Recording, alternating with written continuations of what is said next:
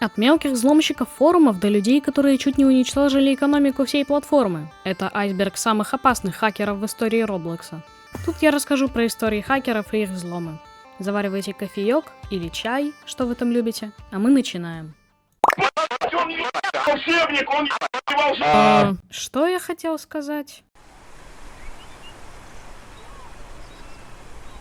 Dignity — это один из самых известных, внимание, мифов раннего Роблокса. Он создал аккаунт 7 августа 2008 года и быстро стал заметной персоной на форумах. Он был известным билдером и одним из топ-100 постеров форума. Со временем вокруг него начали расти слухи, и в следующие годы он стал известен всем больше как эксплойтер.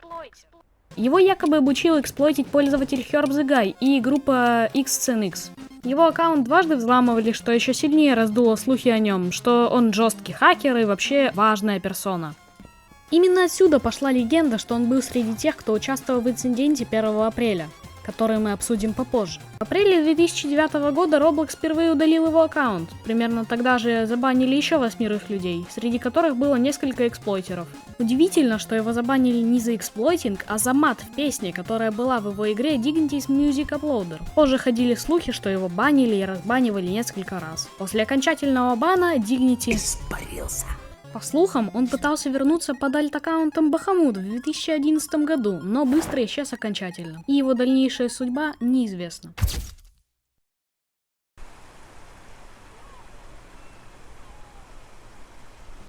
Алекс Валентино Краун – это очень нестандартный хакер.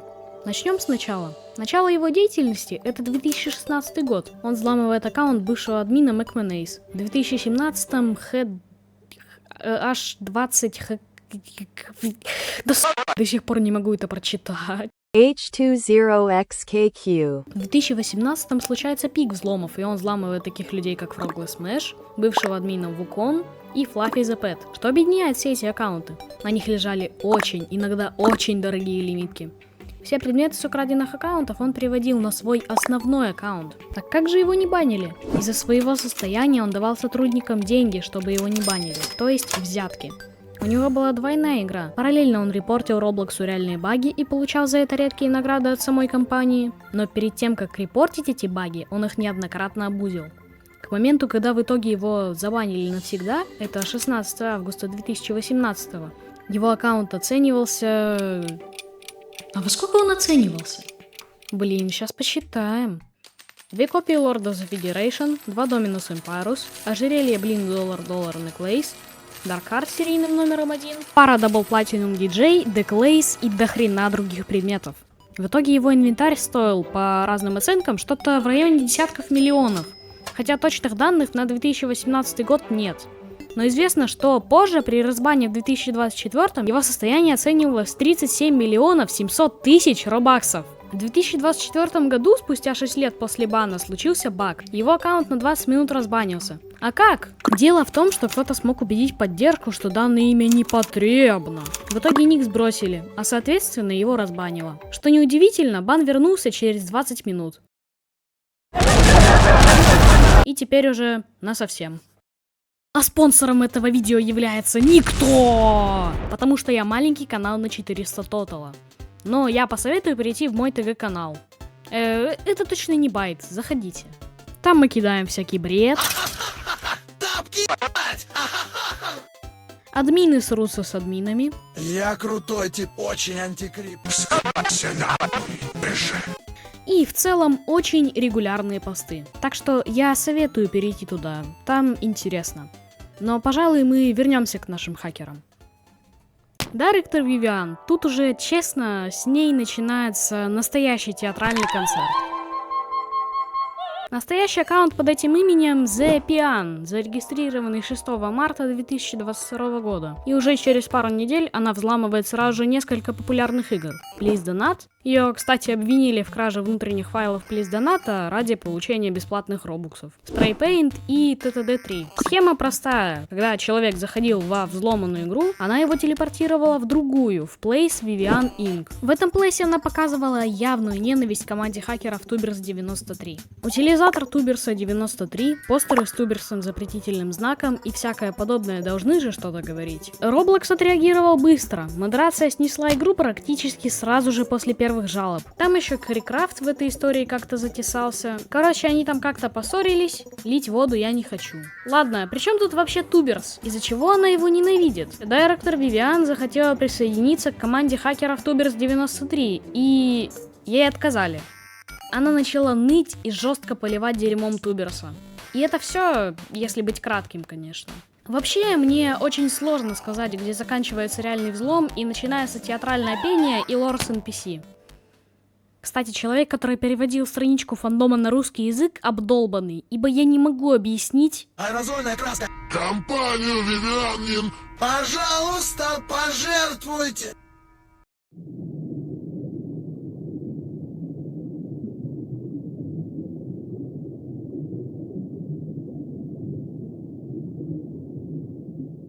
Клиент-террор. Клиент-террор сам по себе вообще не хакер, как некоторые могли подумать. Я уверен, что именно про него вы вообще ничего не слышали.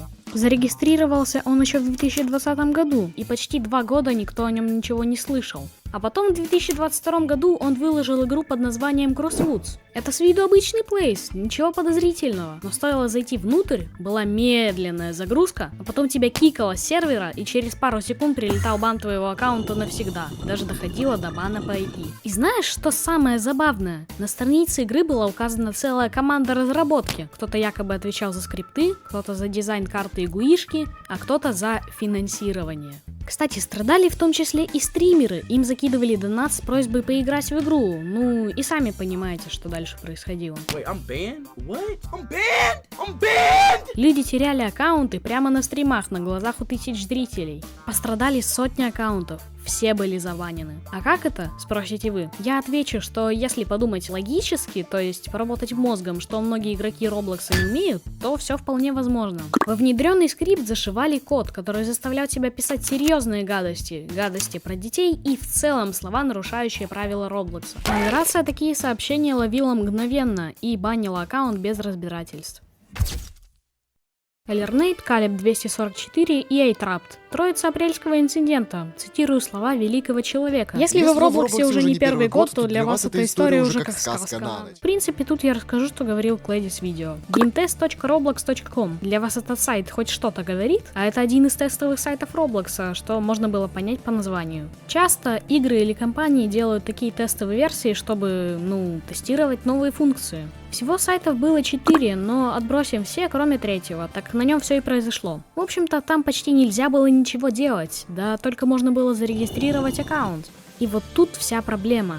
Каждому игроку при регистрации выдают файлы куки, в которых хранилась вся информация об аккаунте. Блять, какой долб там бибикает, ебаный сыр. Зачем я это говорю? Дело в том, что там можно было зарегистрировать аккаунт с абсолютно любым именем аккаунта, которое не было зарегистрировано на тестовом сайте. И таким методом вам выдавался его куки-файл. То есть, если админ не зарегистрировался на тестовом сайте, но зарегистрировался на основном сайте, то можно было получить его куки. То есть, по сути, защита сайта была, так сказать, на уровне. Это сделал Элернейт.